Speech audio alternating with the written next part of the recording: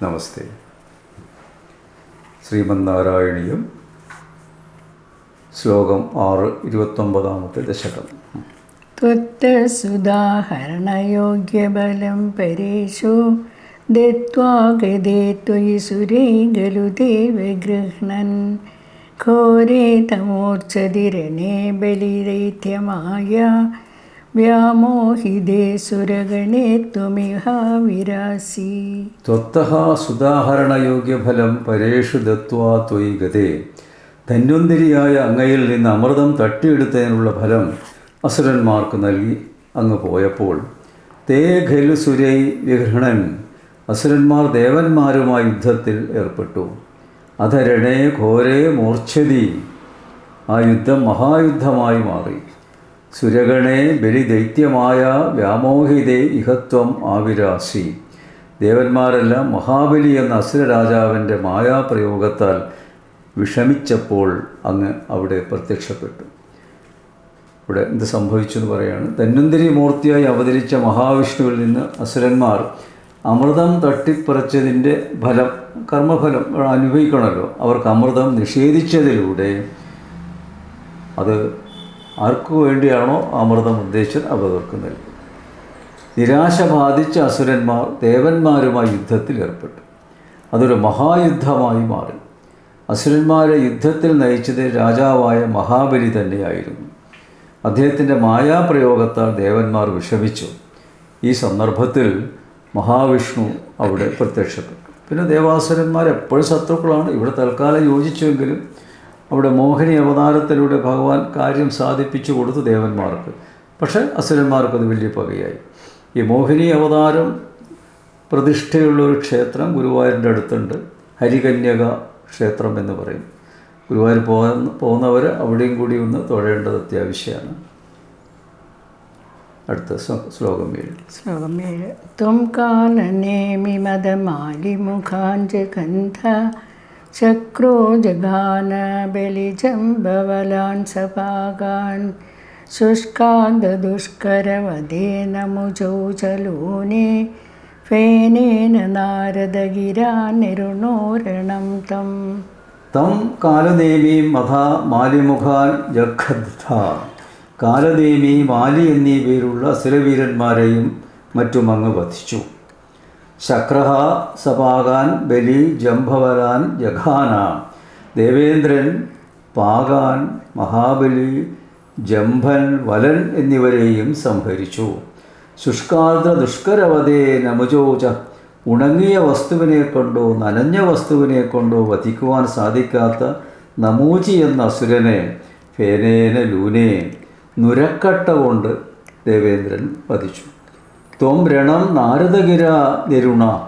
ബ്രഹ്മാവിൻ്റെ നിർദ്ദേശപ്രകാരം നാരദ മഹർഷി രണഭൂമിയിൽ വന്ന് പറഞ്ഞ പ്രകാരം അദ്ദേഹത്തെ മാനിച്ച് ദേവാസുര യുദ്ധം അങ്ങ് അവസാനിപ്പിച്ചു. അതിശക്തമായ യുദ്ധമാണ്.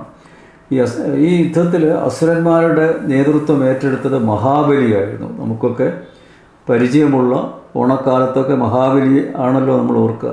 ആ മഹാബലി അസുരന്മാരുടെ രാജാവായിരുന്നു.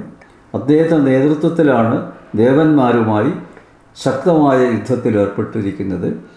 ഈ യുദ്ധത്തിൽ മഹാവിഷ്ണു കാലനേമി, മാലി തുടങ്ങിയ അസുരവീരന്മാരെയും, മഹാവിഷ്ണു അസുരന്മാരാ സന്ദർഭത്തിൽ മഹാബലിയുടെ നേതൃത്വത്തിൽ യുദ്ധത്തിന് വന്നപ്പോൾ മഹാബലിയുമായി മഹാവിഷ്ണു ഏറ്റുമുട്ടേണ്ടി വന്നു. അതും കൂടി നമ്മൾ പശ്ചാത്തലമായിട്ട് എപ്പോഴും ചിന്തിക്കേണ്ടതാണ്. പിന്നെ ദേവേന്ദ്രൻ, പാകാൻ, മഹാബലി, ജംഭൻ, വലൻ എന്നിവരെയും വധിച്ചു. ദേവേന്ദ്രൻ ആ യുദ്ധത്തിൽ മഹാബലിയെ വധിച്ചു എന്നാണ് പറയുന്നത്. ഉണങ്ങിയ വസ്തു കൊണ്ടോ നനഞ്ഞ വസ്തു കൊണ്ടോ വധിക്കുവാൻ സാധിക്കാത്ത നമുചി എന്ന അസുരനെ ദേവേന്ദ്രൻ നുരക്കട്ട, നുര, ഈ വെള്ളത്തിലൊക്കെ നുരയുണ്ടാവില്ല, ആ നുരക്കട്ട കൊണ്ട് വധിച്ചു. ബ്രഹ്മാവിൻ്റെ നിർദ്ദേശമനുസരിച്ച് രണഭൂമിയിലെത്തിയ നാരദ മഹർഷി യുദ്ധം അവസാനിപ്പിക്കുവാൻ പറഞ്ഞപ്പോൾ മഹാവിഷ്ണു ദേവാസുര യുദ്ധം അവസാനിപ്പിച്ചു. അപ്പോൾ അവിടെ ബ്രഹ്മാവ് ഇടപെട്ടു. ബ്രഹ്മാവിൻ്റെ മക്കളാണ് എല്ലാവരും, അസുരന്മാരായാലും ദേവന്മാരായാലും ഒക്കെ. ഞങ്ങൾ തമ്മിലുള്ള യുദ്ധം ശരിയല്ല എന്ന് പറഞ്ഞപ്പോൾ മഹാവിഷ്ണു ആ യുദ്ധം തൽക്കാലം നിർത്തി. അടുത്തത് ശ്ലോകം 8. योषावबोधनुजमोहनमाहितं ते श्रुत्वा विलोकनकुतूहलवान् महेशा बोधे समं गिरिजया जगदपदं ते श्रुत्वा ब्रवीदविमदं त्वमदोतिरोधा ബിരുജാമോഹനം മാഹിതം തേ യോഷ വപുഃ ശ്രുത്വാ മഹേശഃ. അസുരസമൂഹത്തെ മുഴുവനും മോഹവലയത്തിലാക്കി അങ്ങയുടെ സ്ത്രീരൂപത്തെപ്പറ്റി കേട്ടിട്ട് മഹേശ്വരൻ വിലോകനകുതൂഹലവാൻ ആ രൂപത്തെ നന്നായി നേരിട്ട് കാണുവാനുള്ള കൗതുകത്താൽ ഭൂതൈ ഗിരിജയാച സമം തേ പദം ഗതഃ. ഭൂതഗണങ്ങളോടും പാർവതിയോടും കൂടി അങ്ങയുടെ ആസ്ഥാനത്തേക്ക് വന്നതിന് ശേഷം സ്തുത്വാ അഭിമതം അബ്രവീത്, അങ്ങയെ സ്തുതിച്ച് തൻ്റെ ആഗ്രഹം എന്താണെന്ന് അറിയിച്ചു. ത്വം അധോതിരഥോരോധാഹ, അങ്ങ് ഇത് കേട്ടയുടനെ മറയുകയാണ് ചെയ്തത്. അപ്പോൾ മഹാവിഷ്ണു അതിസുന്ദരിയായ ഒരു രൂപത്തിൽ അവതരിച്ചു എന്ന വാർത്ത അറിയുമ്പോഴേ കുറേ കഴിഞ്ഞുപോയി കൈലാസപതിയായ പരമശിവൻ. അപ്പോഴാണ് പരമശിവന് മഹാവിഷ്ണുവിൻ്റെ ആ സ്ത്രീരൂപം ഒന്ന് കാണണം എന്നുള്ള അത്യാഗ്രഹമുണ്ടായത്. അപ്പോൾ അതിന് ഭഗവാനോട് തന്നെ പറഞ്ഞു, മഹാവിഷ്ണുവിനോട് പറഞ്ഞു, ഒന്ന് ആ സ്ത്രീരൂപത്തിൽ അങ്ങ് എന്ന് കാണണം എന്ന് പറഞ്ഞു. അസുര സമൂഹത്തെ മുഴുവനും മോഹവലയത്തിലാക്കിയ മഹാവിഷ്ണുവിൻ്റെ പ്രശസ്തമായ മോഹിനി രൂപത്തെപ്പറ്റി കേട്ടിട്ട് കൈലാസനാഥനായ ശ്രീ പരമേശ്വരൻ ആ രൂപത്തെ നേരിൽ കാണുവാനുള്ള കൗതുകത്തോടുകൂടി പാർവതിയോടും ഭൂതഗണങ്ങളോടും കൂടി ഭഗവാൻ മഹാവിഷ്ണുവിൻ്റെ ആസ്ഥാനമായ വൈകുണ്ഠത്തിൽ ചെന്നു.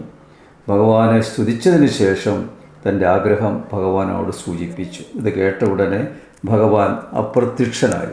അതിൻ്റെ അർത്ഥമാണ് വായിച്ചത്. ശ്ലോകം 9. ആരാമസീമനീ ച കന്ദുകഗാഥലീല ലോലായമാനനയനാം കമനീം മനോജ്ഞാം ത്വാമേഷ വീക്ഷ്യ വികളദ്ദുസനാം മനോഭൂ വേഗാദനങ്കരിപുരംഗസമാലിലിംഗ. ആരാമസീമിനി ച കന്ദുകഘാതലീലാലോലായമാനനയനാം. അപ്പോൾ ഉദ്യാനത്തിൽ പന്തടിച്ച് കളിക്കുമ്പോൾ പന്തിലേക്ക് തൻ്റെ കണ്ണിനെ പതിപ്പിക്കുന്നവളും മനോജ്ഞാം കമനീം ത്വാം, അതീവ സുന്ദരിയായ കാമിനീരത്നമായ അങ്ങയെ ഏഷഃ വീക്ഷ്യ അനങ്കരിപു, ശിവൻ കാണുകയും കാമാരിയാണെങ്കിലും അദ്ദേഹം അംഗവികളദ്വസനാമ മനോഭൂവേകാത് സമാലിലിംഗ, ഇളകിയ വസ്ത്രത്തോടുകൂടിയ മോഹിനി രൂപത്തിലുള്ള അങ്ങയെ കാമാസക്തിയാൽ ഗാഠമായി ആലിംഗനം ചെയ്തു. അപ്പോൾ അവിടെ മഹാവിഷ്ണു വീണ്ടും മോഹിനി അവതാരമെടുത്തു. ദശാവതാരത്തിൽ മോഹിനി അവതാരം വരുന്നില്ലെങ്കിലും ഭഗവാന്റെ മോഹിനി അവതാരം വളരെ പ്രസിദ്ധമാണ്. അപ്പോൾ ഭഗവാൻ ഒരു കാര്യത്തിൽ ഒരിക്കൽ ഒരു രൂപം സ്വീകരിച്ച് അവതരിച്ചാൽ പിന്നെ അത് രണ്ടാമത് അതേ രൂപത്തിൽ അവതരിച്ചിട്ടില്ല. പക്ഷെ ഇവിടെ അത് സംഭവിക്കാൻ പോവുകയാണ്. ഒരു അവതാരം തന്നെ ആവർത്തിക്കുന്നു എന്നുള്ളതുണ്ട് മോഹിനികൾ. പിന്നെ മഹാവിഷ്ണു സ്ത്രീ പുരുഷ ഭേദം മഹാവിഷ്ണു ഇല്ല എന്ന തത്വം കൂടി മോഹിനി അവതാരത്തിലൂടെ ജനങ്ങളെ ബോധിപ്പിച്ചു കൊടുക്കുകയാണ്. മഹാവിഷ്ണു എല്ലാവരുടെ ഉള്ളിലും സ്ത്രീ ആയാലും ശരി പുരുഷനായാലും ശരി ആത്മസ്വരൂപനായിട്ട് വർത്തിക്കുന്നു. അപ്പോൾ അദ്ദേഹത്തിന് അതിലൊന്നും വലിയ അത്ഭുതമൊന്നുമില്ല. സ്ത്രീ ആവാനും പറ്റും, പിന്നെ മഹാവിഷ്ണു രൂപത്തിൽ തന്നെ, അല്ലെങ്കിൽ ഏത് ജന്തുവിൻ്റെ രൂപത്തിലും ഒക്കെ സാധിക്കും. എല്ലാവരുടെ ഉള്ളിലുണ്ടല്ലോ ഭഗവാൻ. അതാണ് ഇപ്പോഴും നമ്മൾ ചിന്തിക്കണം. അവിടെയാണ് അദ്വൈത വേദാന്തത്തിൻ്റെ തത്വം കിടക്കുന്നത്. തൻ്റെ മുമ്പിൽ നിന്ന് അപ്രത്യക്ഷനായ മഹാവിഷ്ണു എവിടെ പോയെന്ന് പരിഭ്രമത്തോടെ പരമശിവൻ നോക്കി. അപ്പോഴാണ് മനോഹരമായ പൂങ്കാവനത്തിൽ പന്തടിച്ച് കളിക്കുന്ന വിശ്വമോഹിനി പരമശിവൻ്റെ ദൃഷ്ടിയിൽ പതിഞ്ഞത്. പന്തോടൊപ്പം ദേവിയുടെ മനോഹരമായ കണ്ണുകൾ ചലിക്കുന്നതിൻ്റെ ഭംഗി അദ്ദേഹം ആസ്വദിച്ചു. ആ ഗുരുവായൂരപ്പനാണ് മോഹിനി എന്ന് പൂർണ്ണ ബോധ്യമുണ്ട് ഇവിടെ പരമശിവൻ. അതും കൂടി മനസ്സിലാക്കണം. എന്നിട്ട് വേണം എന്താണ് പരമശിവൻ ചെയ്തത് എന്ന കാര്യം ശ്രദ്ധിക്കുക. തൻ്റെ മുമ്പിൽ നിൽക്കുന്ന ഈ സ്ത്രീരൂപം വാസ്തവത്തിൽ യഥാർത്ഥ മഹാവിഷ്ണുവാണ് എന്ന ബോധത്തോടു കൂടിയാണ് പരമശിവൻ മോഹിനിയെ ആലിംഗനം ചെയ്യുന്നത്. അപ്പോൾ അത് ഭക്തന്മാർ പ്രത്യേകം മനസ്സിലാക്കേണ്ട ഒരു കാര്യമാണ്. ശ്ലോകം 10.